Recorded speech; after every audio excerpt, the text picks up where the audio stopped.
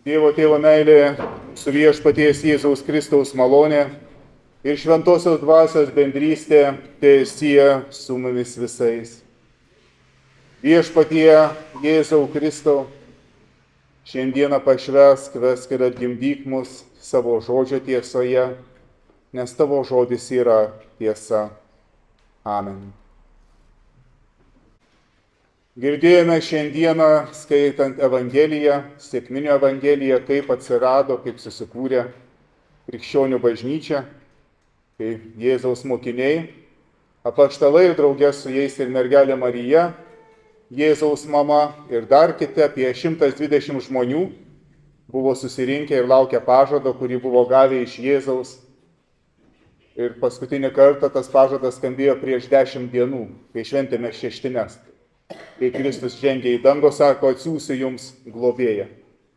Jie susirinko ir laukė. Na, o tas būrelis panašus kaip mūsų šiandien turbūt. Tokia buvo visos bažnyčios, pasaulyje bažnyčios pradžia, bet jie laukė ištikimai ir dar nežinojo, kas bus. Ir štai 3 valandą dienos pagal Evangelijas, 9 valandą pagal mūsų laikrodžius, 9 valandą ryto. Kaip girdėjome Evangeliją skaitant ir skelbiant, sugriaudėjo viskas ir tarytum ugnies liežuviai nusileido ant apaštalų ir apaštalai ėmė pamokslauti subėgusiems žmonėms. Daug jų ten susirinko, o iš kur jie atsirado? Jeruzalė buvo pilna žmonių, 100 000, kai kurie sako, galėjo ir apie 1 milijoną būti tuo metu. Nes tai viena didžiausių Izraelio tautos švenčių, sekminės. Na, mes sakome sekminės, o šiaip 50 dienų po Velykų, po Paskos. Ir tai buvo šventė, kuomet Izraelis minėjo ir judėjai iki šiol minė, kai buvo duotas įstatymas Mozei ant Sinajaus kalno. Ir štai jie susirinko tai šventėj, pateko į kitą šventę, apie kurią dar jie patys nelabai suprato, kas vyksta, ir jie išgirdo savomis kalbomis, skelbiant apaštalus, kurie nebuvo žinomi kaip labai išsilavinę, jie Galilėjos žvejai. Ir štai sako, mes suprantame iš visų kraštų atėję, ir žinote, kaip žydai buvo išsisklaidę, kiti jau hebrajų kalbos nemokėjo, aišku, visi tuo metu kalbėjo aramėjiškai, ir mūsų viešpats kalbėjo aramėjiškai. Ir visi mokėjo labiau savo kalbas tose žemėse, kuriuose gyveno. Ir štai sako, mes suprantame, ką jie kalba apie Jėzų. Kas tai yra? Kas tai gali būti? Kokia šventė mums šiandieną? Sekminės. Jums vaikai konfirmacija, jau nebe vaikai, konfirmantai, nes šitame krašte, Rytų Prūsijoje, tai buvo sena tradicija, jūs tą žinote turbūt, kad tvarka buvo, kad konfirmuojami buvo šiek tiek vyresni jaunuoliai ir jaunuolės. Ir štai ko pirmiausiai pareikalaudavo darbdavys, jūs tą žinote. Jeigu norėdavai susirasti darbą Rytų Prūsijoje, tai pirmiausia paprašydavo konfirmacijos pažymėjimo. Be konfirmacijos pažymėjimo niekas net nesiruošdavo su tokiu žmogumi kalbėtis. Nes kas tu toks? Ir iš kur tu tada atsiradai? Konfirmacijos pažymėjimas buvo aiškus, kad tu turi, kas tu esi.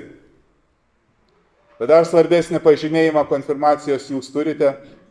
Šventojo krikšto pažymėjimas dangui yra. Šventojų krikštu jūs esate pažymėti, kad priklausote dangaus karalystei. Ir jūs turite tą šventąją dvasią, kurią gavo apaštalai. Kai žydai iš įvairių kraštų subėgo pas apaštalus, jie išgirdo apaštalo Petro pamokslą. Ir tas pamokslas buvo labai skaudus. Ir Petras skelbė, sako, štai šventykla, kur yra jūsų vadovai, ir tie vadovai Jėzų, kuris atėjo pas jūs, nukryžiavo. Kitaip tariant, jūs jį nukryžiavote. Ir sakydamas, jūs nukryžiavote, Petras be jokios abejonės turėjo omeny ir save, prisimindamas kaip jis Jėzų išdavė, išsižadėjo jo, nors buvo pats artimiausias apaštalas ir bičiulis. Pabėgo, sakė, aš nepažįstu jo. Ir kaip tas pirmosios sekminės su tom antrosiom susijusios. Kada Izraelis gavo įstatymą, jie sakė, taip, mes laikysimės įstatymą. Mes tikrai laikysimės. Jie džiaugiasi, šlovino Dievą, aukojo aukas. Tada, kai Mozė vėl pakilo į kalną ir nepasirodė 40 dienų, jie staiga sunerimo ir jie pasigamino aukso veršį. Pamiršo. Per 40 dienų viskas pasikeitė jų gyvenime. Ir pats Aaronas, kuris buvo skirtas būti Dievo kunigu, jis pats organizavo tautą, kad jie aukotų auksą. Ir jis pats organizavo to veršio gamybą. Ir kada jau Mozė nusileido, sako, tauta, sako, čia jie pasidarė. Jau pats Aaronas paskui nesakė, kad jisai dalyvavo. Kaip galime sakyti, kaip norime didžiulė negarbė, didžiulis skausmas ir pačiam Izraeliui. Gėda, didžiulė gėda buvo, kad Dievą, kuris juos ką tik išvedė taip stebuklingai iš Egipto vergovės po 430 metų, pervedė per jūrą basomis kojomis, sunaikino sausomis kojomis, sunaikino Egipto kariuomenę. Ir štai tas Dievas davė įstatymą ir mes sakėme taip Dieve, ir staiga mes vėl griovėme viską. Ir štai susirinko žydai, tikinti žydai, į to prisiminti tas pirmasias sekmines ant Sinajaus kalno. Ir štai jie klausosi ir Petras sako, štai Jėzus, kuris pas jūs atėjo jūsų gelbėti, tą viešpatį jūs nužudėte. Jūs nužudėte. Jūs jį atmetėte. Jiems pergyvenimas toks pat kaip ir aniems. Ką dabar daryti? Atėjo išgelbėjimas ir mes tikrai jo išsižadėjome. Aš esu pasmerktas žmogus, man nebėra jokių galimybių su Dievu gyventi taikoje, aš jį atmečiau.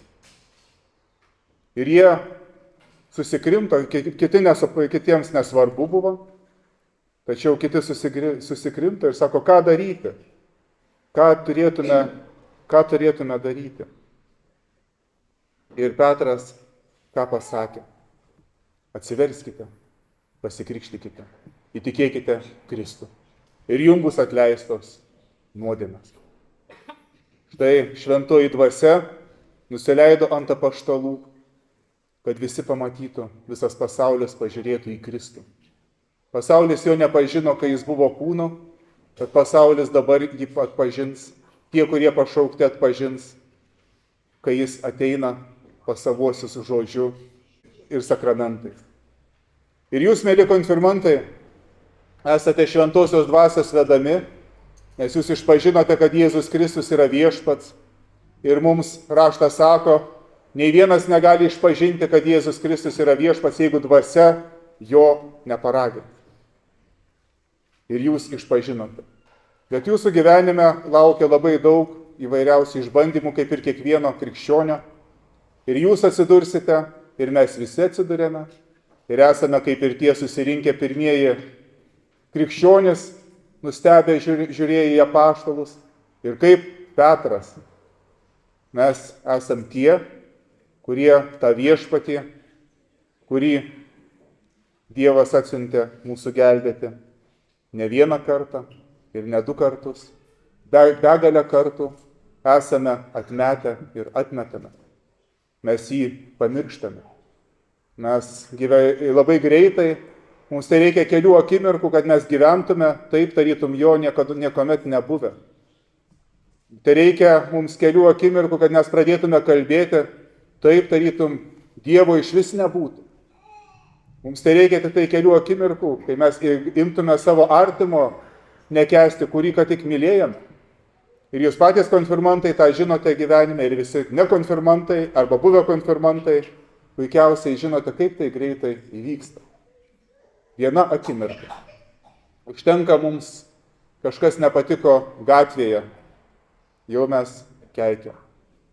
Mums artimas žmogus, mums žodį pasakė ne taip, mes negalime atleisti visą gyvenimą.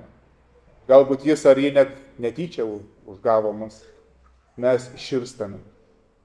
Broliai ir seserys giminės dalinasi dešimtmečiais, ten palikimais iki to, kad patys nekalba vieni su kitais. Visai būna, aš nežinau jūsų gyvenimą.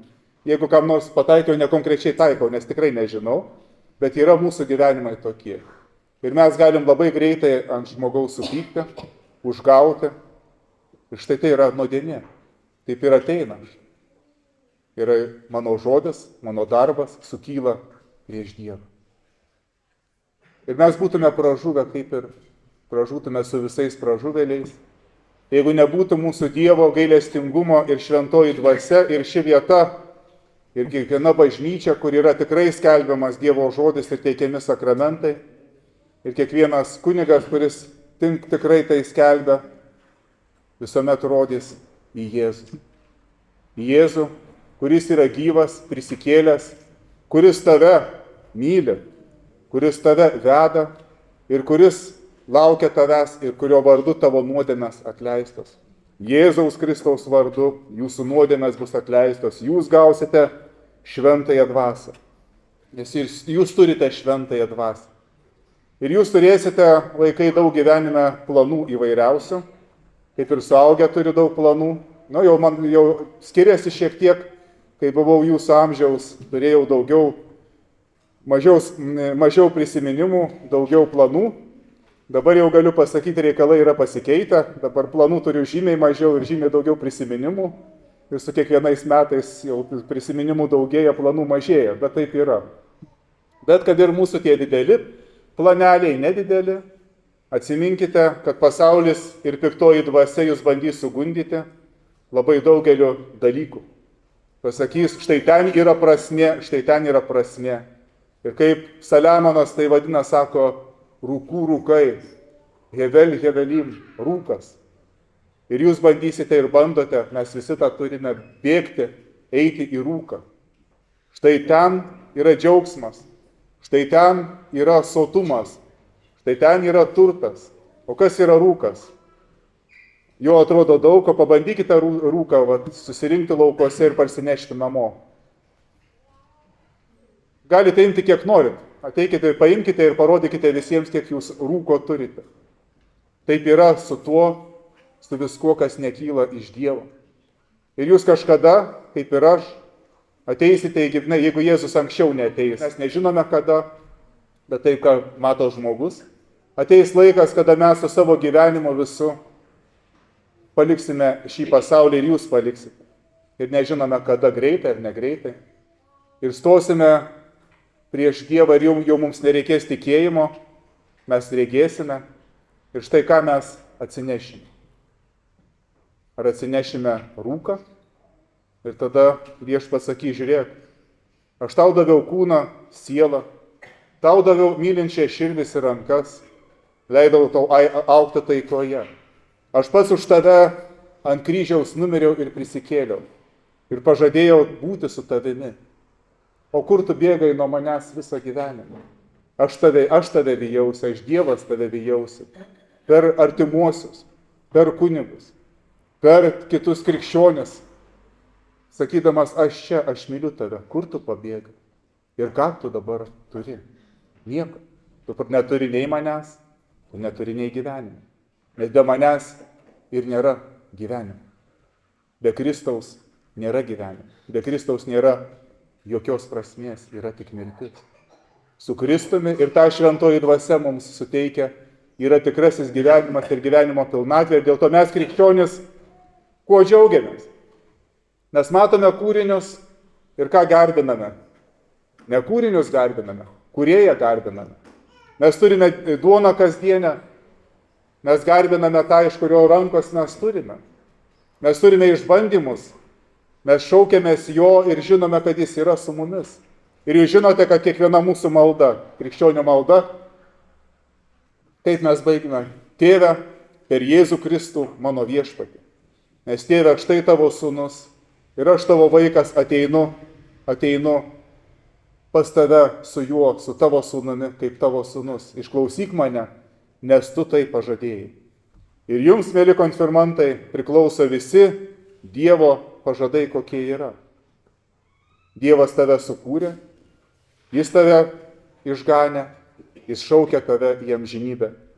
Ir aš tau linkiu iš viso širdies, iš gilumos širdies, kad tu tą balsą, viešpaties balsą nuolatos kviečiantį, išgirstum ir visų tavo gyvenimo atsilieptum ir pagalvotum, tėve, koks aš esu tavo vaikas, kaip aš vykdau savo pašaukimą. Ir ar iš tiesų mano žodžiai ir darbai atspindi tavo meilę, kurią tu man parodėjai tavo sūnuje Jėzuje Kristuje.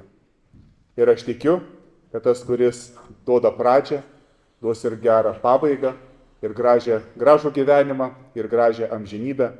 Bet svarbiausia, kaip ir kunigas Neilas sakė, kas viduje yra tavo širdis, kurioje viešpats nori ir yra jau įkūręs savąją šventyklą.